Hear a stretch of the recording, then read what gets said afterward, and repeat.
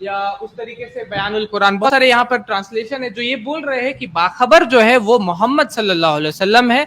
और बाखबर कौन होता है? बाखबर का मतलब अगर आप बोलिए कि कोई ऐसा शख्स जो अरबी भी नहीं जानता वो बाखबर है, तो हमारे नजदीक ये कैसे हो सकता है? क्योंकि बाखबर को कम से कम कुरान का खबर होना चाहिए कि कुरान में लिखा हुआ लैसा कमिस्लिही शैअन, उसकी मिसाल की कोई भी चीज नहीं है। बाखबर को ये पता रहना चाहिए कि कुरान में लिखा हुआ वलम यकुल लहू कुफुवन अहद, उसकी जैसी कोई भी चीज नहीं है। बाखबर को ये भी पता रहना चाहिए कि बाइबल में भी लिखा हुआ है, gospel of John chapter number 1 verse number 18 में, कि no man had seen God at any time, कि किसी ने भी भगवान को, गॉड को देखा नहीं कभी भी। उसी तरीके से श्वेताश्वतर उपनिषद चैप्टर नंबर 4 वर्स नंबर 20 में लिखा हुआ है कि उसको किसी आंखों ने नहीं देखा है, ना समरदस्ते तिष्ठति रूपमस्या, उसको किसी आंखों ने नहीं देखा है। दर्शकों अस्सलाम वालेकुम व रहमतुल्लाहि व बरकातहू।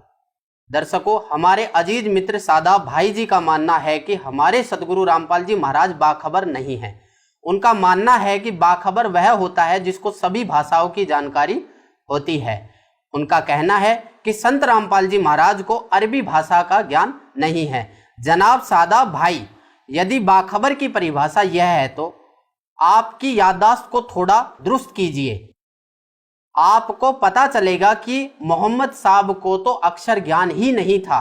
तो मुस्लिम मजहब के धर्मगुरु मौलाना साहिबान सादाब भाई को इस वीडियो के माध्यम से हम बताना चाहते हैं कि बाखबर को सभी भाषाओं की जानकारी की आवश्यकता नहीं होती। वह बाखबर सभी भाषाओं के भावार्थ यानी भाव को समझते हैं। उस बाखबर को अक्षर ज्ञान यानी किताबी ज्ञान की आवश्यकता नहीं पड़ती। बाखबर के पास सभी धर्म ग्रंथों की जानकारी पहले से ही मौजूद होती है, क्योंकि सभी धर्म की किताबों का ज्ञान स्वयं बाखबर के रूप में आए हुए कबीर सुभान ताला ही देते हैं, और वह बाखबर ही स्वयं ही अल्लाहु अकबर होता है। दर्शकों, यदि बाखबर नाम की कोई किताब होती तो कुरान मजीद बोलने वाला खुदा हजरत मोहम्मद सल्लल्लाहु अलैहि वसल्लम को यह बताने में कतई नहीं चूकते कि उस बाखबर के लिए उस फला किताब को पढ़ लो। कुरान मजीद को बोलने वाले खुदा ने सबसे पहले हजरत मूसा जी को अपना ज्ञान सुनाया।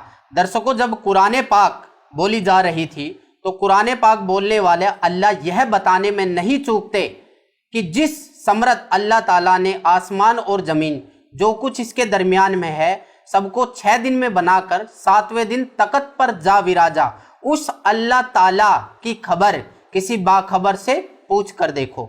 दर्शकों, यदि उस समर्थ खुदा की जानकारी किसी भी आयत में होती तो कुरान मजीद बोलने वाला खुदा मोहम्मद सल्लल्लाहु अलैहि वसल्लम को उस आयत का प्रमाण देते हुए कहते कि उस समर्थ कबीर अल्लाह ताला की जानकारी उस किताब की फला आयत में है।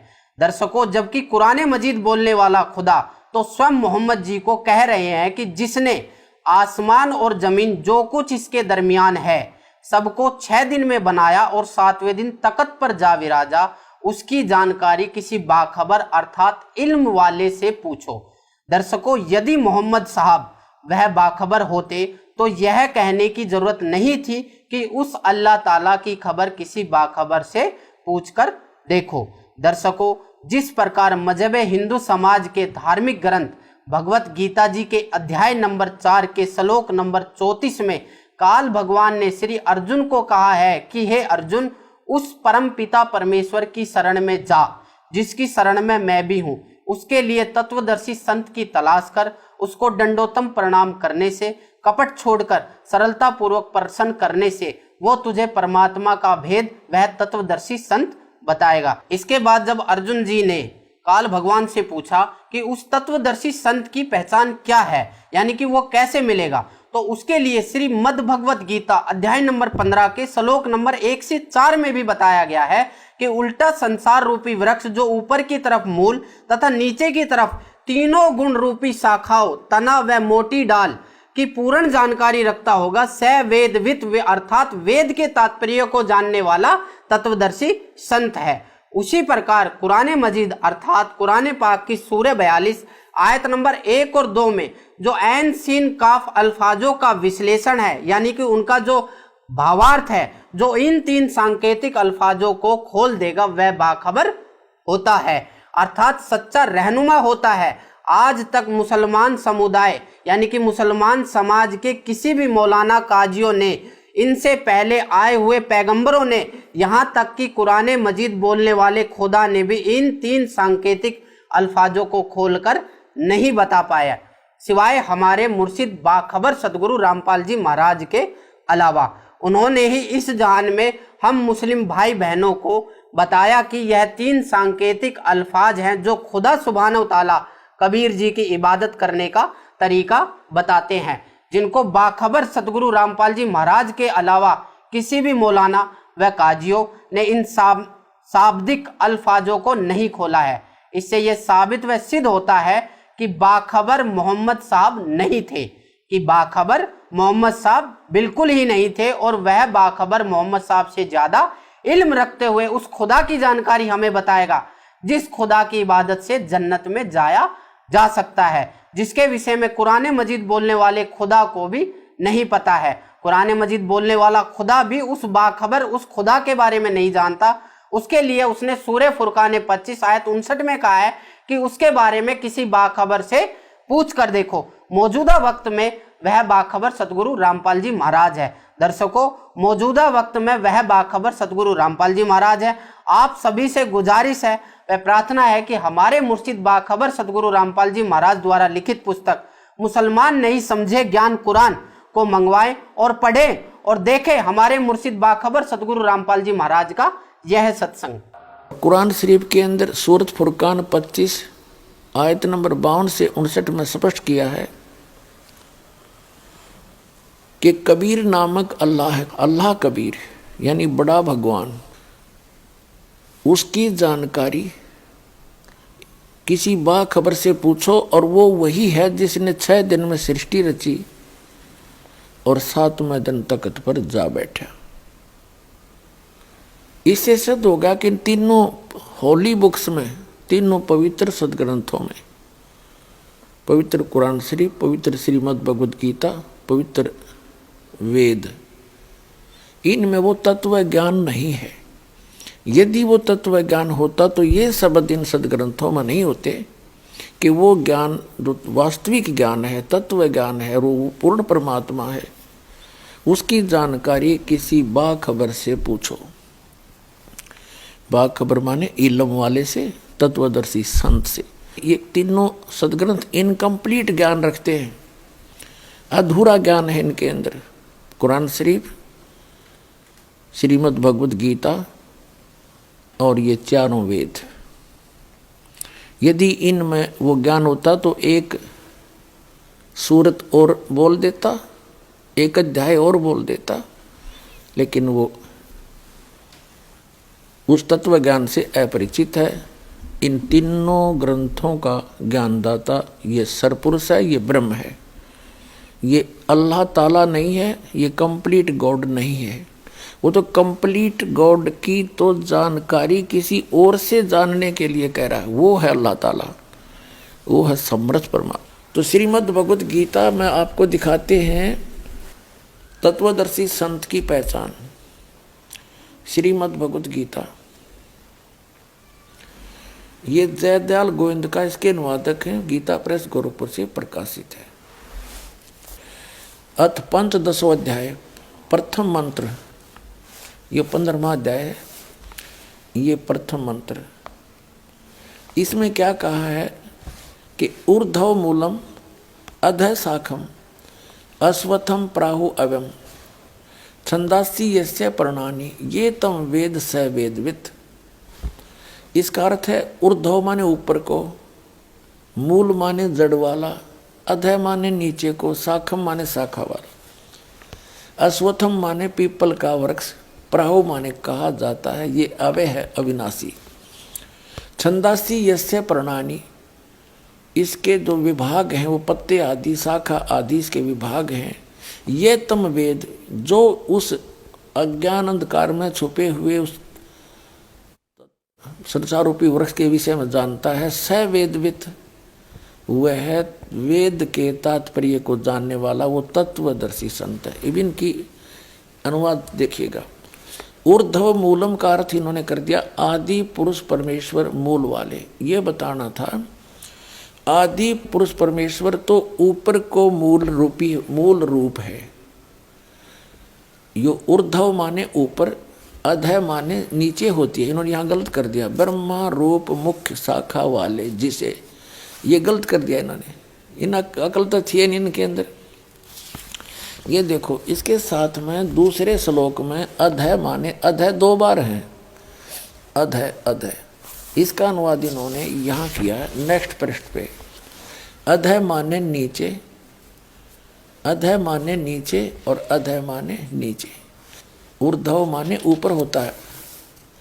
अब यहाँ देखें ना, अब फिर आगे मंत्र नंबर 1 पे 15वें अध्याय का मंत्र नंबर 1, ऊर्ध्व मूलम अधः शाखम। ये कहना था कि ऊपर को जड़, मूल माने जड़, ऊपर को जड़ वादी पुरुष परमेश्वर समझो, और अधः शाखम ये नीचे को शाखा वाला। ये संसार रूपी पीपल के वृक्ष को अविनाशी कहते हैं। वेद, ये छंद कह दिया, वेद नहीं, ये जो नीचे शाखा और पत्ते रूपी जो विभाग हैं, छंद माने विभाग, उसके खंड जिसके पत्ते हैं कहे गए हैं, उस संसार रूप वृक्ष को जो पुरुष मूल सहित जानता है, जड़ से लेकर पत्तों तक बता देगा।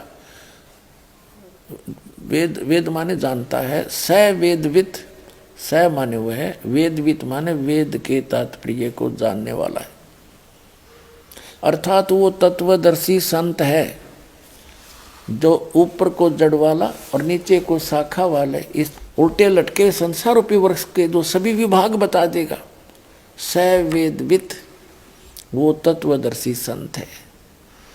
अब वो स्वयं परमात्मा आते हैं ऋग्वेद मंडल नंबर 9 सूक्त नंबर 86 मंत्र 26 और 27 में, ऋग्वेद मंडल नंबर 9 सूक्त 82 मंत्र 1, 2, 3 में, ऋग्वेद मंडल नंबर 9 सूक्त 54 मंत्र 3 में, ऋग्वेद मंडल नंबर 9 सूक्त 96 के मंत्र नंबर 16 से लेकर 20 में, ऋग्वेद मंडल नंबर 9 सूक्त 94 के मंत्र नंबर 1 में, ऋग्वेद मंडल नंबर 9 सूक्त 95 के मंत्र नंबर 2 में, ऋग्वेद मंडल नंबर 9 सूक्त 20 मंत्र 1 में, ऋग्वेद मंडल नंबर 9 सूक्त नंबर 1 मंत्र नंबर 8 और 9 में, और भी अनेक स्थानों पर ये प्रमाणित किया गया है कि वो सच्चिदानंद घन ब्रह्म यानी पूर्ण परमात्मा अल्लाहु अकबर, वो ऊपर के लोक में रहता है,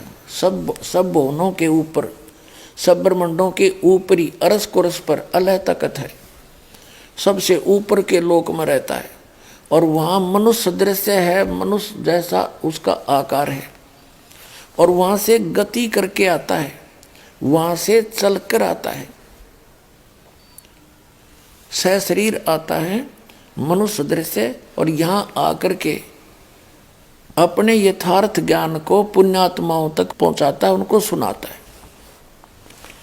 तो उस अल्लाहु अकबर ने, उस बड़े भगवान ने, उस कादिर मालिक ने, उस परम अक्षर ब्रह्म ने अपने द्वारा रची हुई सृष्टि का ज्ञान स्वयं ही आकर बताना पड़ा, और तो जान कैसे सकते। तो उन्होंने कहा है अक्षर पुरुष एक पेड़ है और सरपुरुष वा की डार, और तीनों देवा शाखा हैं ये पात रूप संसार। अब वो ज्ञान इस दास को दिया परमात्मा ने, क्योंकि उनका आदेश था। जब वो मालिक आए थे, सह शरीर आए थे, सह शरीर चले गए थे,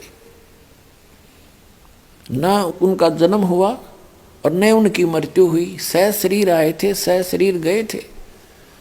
वो कौन?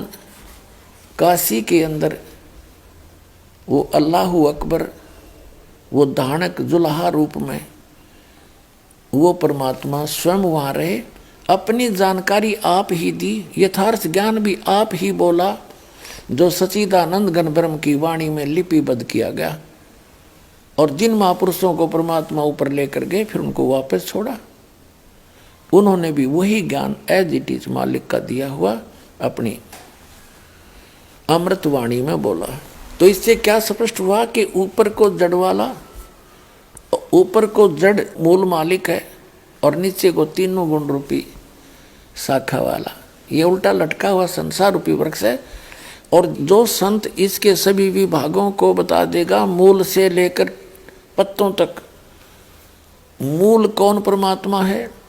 मूल तो समझो परम अक्षर ब्रह्म। गीता अध्याय नंबर 15 के श्लोक नंबर 16 और 17 में 3 परमात्माओं की जानकारी है, 3 पुरुषों की। पुरुष माने प्रभु, एक सरपुरुष, एक अक्षर पुरुष और तीसरा परम अक्षर पुरुष।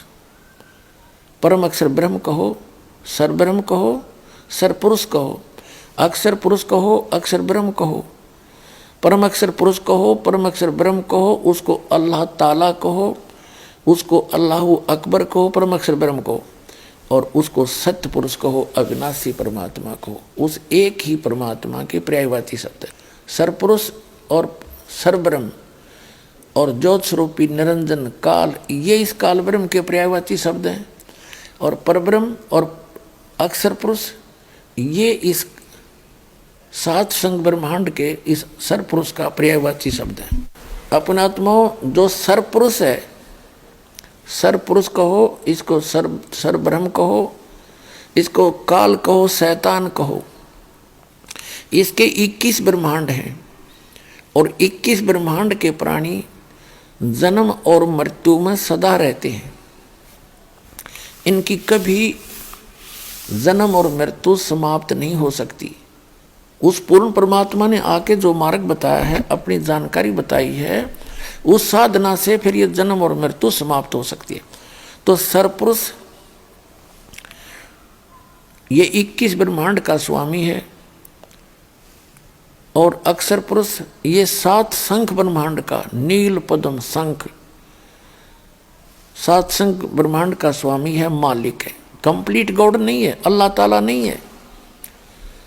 और ये सरपुरुष भी यानी ब्रह्म भी अल्लाह ताला नहीं है। वो परम अक्षर ब्रह्म जो असंख्य ब्रह्मांड का स्वामी है, जो इस अक्षर पुरुष के ऊपर भी मालिक है और सर पुरुष के ऊपर, इस ब्रह्म के ऊपर भी वो मालिक है। वो ओवरऑल कंट्रोलर है।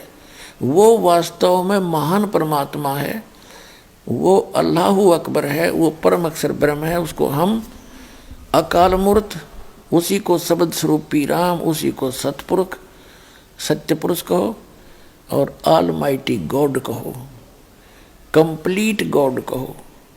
वो परमात्मा है। और वही काशी के अंदर, बनारस के अंदर 120 वर्ष रहे, सह शरीर आए थे, शिशु रूप धारण किया, कमल के फूल पर प्रकट हुए। वहाँ से नीरू नीमा नाम के दुल्हा दंपति निसंतान थे, वो उठा ले गए। और फिर धीरे धीरे बड़े हुए, अपना यथार्थ ज्ञान प्रचार किया, अपने मुख कमल से बोला वो यथार्थ ज्ञान, उनके मुख कमल से उच्चरित वाणी सच्चिदानंद घन ब्रह्म की वाणी में लिपिबद्ध किया गया धर्मदास जी द्वारा। और वो ज्ञान आज इस दास के पास उपलब्ध है। उसके भी अतिरिक्त कबीर सागर में, कबीर वाणी में सच्चिदानंद घन ब्रह्म ने कहा है कि इस काल को धोखा देने के लिए मैंने बहुत सा ज्ञान दिया, लेकिन वो मूल ज्ञान है उसको अभी गुप्त रखा था। तो वो मूल ज्ञान इस दास को दिया दाता ने। कबीर साहब कहते हैं कि 33 अरब ज्ञान हम बाखा और मूल ज्ञान हमने गुप्त ही रखा। और धर्मदास जी से कहा था, मूल ज्ञान तुम तब तक छुपाई जब तक 12 पंथ ना मिट जाए। तो वो मूल ज्ञान परमात्मा ने जो 33 अरब वाणी बोलकर भी गुप्त रखा था, वो इस दास को दिया। तो वो कंप्लीट स्पिरिचुअल नॉलेज इस दास को कबीर भगवान ने प्रदान किया। क्योंकि पहले जो भी ज्ञान मालिक ने दिया महापुरुषों को, तो उन्होंने उनको वाणी के माध्यम से, लोकोक्तियों के माध्यम से, शब्दावली के माध्यम से बोला। और वो ऐसे गूढ़ शब्दों में बोला गया कि आम आदमी उसको समझ नहीं सका। तो वो भेद, वो रहस्य छुपा रहा। अब इस दास पर कृपा करी, उन सदग्रंथों के उन गूढ़ रहस्यों को, जैसे वेदों के मंत्र, गीता जी के श्लोक और कुरान शरीफ की आयत, इस दास के अतिरिक्त ना तो मुसलमानों की समझ में आई, ना हिंदू सनातन धर्म के व्यक्तियों के समझ में आई, आचार्य और शंकराचार्य और मंडलेश्वर गुरुओं के नहीं समझ में आई, और ना ही कुरान शरीफ के आयत इन मुल्ला और काजियों के समझ में आई। इस दास पर दया करी। इस दास ने सब ग्रंथों को ठीक से समझा और जाना, आपके रूबरू किया। अब ये उल्टा लटका हुआ संसार रूपी वृक्ष, इसकी जो डिटेल है 15वें अध्याय के श्रीमद् भगवत गीता के अध्याय नंबर 15 श्लोक नंबर 16 और 17 में कंसेप्ट क्लियर हो जाएगा। देखिएगा, श्रीमद् भगवत गीता और ये श्लोक नंबर 16 और अध्याय नंबर ये 15, इसका अनुवाद यहाँ किया है कि वैसे ये श्लोक यहाँ से देखिए, संस्कृत अच्छी तरह समझ में आएगी। दिवऊ इमऊ पुरुषौ लोके, इस लोक में दो पुरुष हैं, दो परमात्मा हैं, एक सरपुरुष एक अक्षर पुरुष। इस पुरुष को हम यहाँ दोनों जगह लगा देंगे, सरपुरुष और अक्षर पुरुष। और इसी प्रकार नासवान, सर का अर्थ होता नासवान, अक्षर होता विनाशी। सर्वाणी भूतानि कटुष्ट अक्षर उच्यते, इसका अर्थ ये बनता है कि इस लोक में, मिट्टी वाले पृथ्वी वाले लोक में जो नासवान स्थिति के लोक हैं, अक्षर पुरुष और सरपुरुष के, इसमें दो पुरुष हैं इस लोक में, सरपुरुष और अक्षर पुरुष। और इसी प्रकार इनके अंतर्गत जितने भी प्राणी हैं, भूतानी माने प्राणी, वो तो नासवान है, और जीवात्मा किसी की मरती है नहीं, ये तो अंडरस्टूड, गधे की भी ना मरती। यहाँ अनुवाद किया इन्होंने, देखिएगा। इस संसार में सर माने नासवान और अक्षर माने अविनाशी भी दो प्रकार के पुरुष माने परमात्मा कहे हैं, दो परमात्मा पुरुष कहे हैं। और संपूर्ण प्राणियों के शरीर तो नासवान है और जीवात्मा को अविनाशी कहा जाता। फिर यहाँ कहा कि उत्तम पुरुष है तू अन्य, उत्तम पुरुष है तू अन्य परमात्मा इति उदाहरते। उत्तम पुरुष तो इन दोनों से अन्य है, सरपुरुष से और अक्षर पुरुष से। उत्तम पुरुष है तू अन्य परमात्मा इति उदाहरते। ये लोग तरम जो तीनों लोकों में प्रवेश करके अविश्य विभर्ति अवैश्वर है, जो तीनों लोकों में प्रवेश करके सबका धारण पोषण करता है, वो है अविनाशी परमात्मा। वास्तव में अपने आत्माओं, जैसे ये सरपुरुष है, ये तो सीधा ही अंडरस्टूड है, नासवान है। और अक्षर पुरुष, इसको अविनाशी क्यों कहा? अविनाशी पुरुष तो इसका मतलब नाश नहीं होना चाहिए इसका, लेकिन इसको डिफाइन करने के लिए, इसको डिफीड करने के लिए, इसको फेल करने के लिए आगे कहा है कि उत्तम पुरुष है तू अन्य। इन दोनों से और है पुरुषोत्तम यानी श्रेष्ठ भगवान, और जिसको परमात्मा कहा जाता है, वही तीनों लोकों में प्रवेश करके सबका धारण पोषण करता है, वो है अविनाशी परमात्मा। अब जैसे ये देखिएगा, उल्टा लटका हुआ संसार रूपी वृक्ष, ये तो है परम अक्षर पुरुष। उत्तम पुरुष है तो अन्य, वो ये है उत्तम पुरुष तो अन्य। और इसके तीन लोक हैं, जैसे ये तो गुप्त हैं, ऊपर के लोक हैं, और ये अक्षर पुरुष के, ये सरपुरुष का लोक है, और इसी के फिर आगे ये सरपुरुष का ये व्यवस्था है। तो ये अक्षर पुरुष है, ये सरपुरुष है, और ये तीनों गुण रूपी शाखा हैं। ये तो बहुत नीच आगे चल के भगवान है, स्वामी है। अब ये यहाँ से पौधे को यानी पेड़ को खुराक, आहार, पालन पोषण कहाँ से होता है? मूल से होता है, जड़ों से होता है। तो जड़ रूपी वो परम अक्षर ब्रह्म है, वो तो उत्तम पुरुष है तू अन्य, ये है वो परमात्मा। ऊर्ध्व मूलम अधः शाखम, नीचे को शाखा वाला, ये संसार रूपी वृक्ष है। अब गीता ज्ञान दाता ने और बताया को नहीं, ऊपर न जड़ नीचे न तीनों और शाखा है। अब परमात्मा ने बताया कि अक्षर पुरुष एक पेड़ है, ये अक्षर पुरुष तना है, और सरपुरुष वाकी डार, और तीनों देवा शाखा हैं, ये पात रूप संसार। लेकिन ये गुप्त है, ये दास बताने के लिए भेजा है कि ये कौन है। परमात्मा को तो पता ही था, लेकिन स्वयं अपने आप को कहे तो नहीं सच्चा हो, तो इसके लिए एक मीडिएटर की जरूरत पड़ती है। ये दास मीडिएटर बना है आप और भगवान के बीच में, आपको परमात्मा समझाने के लिए।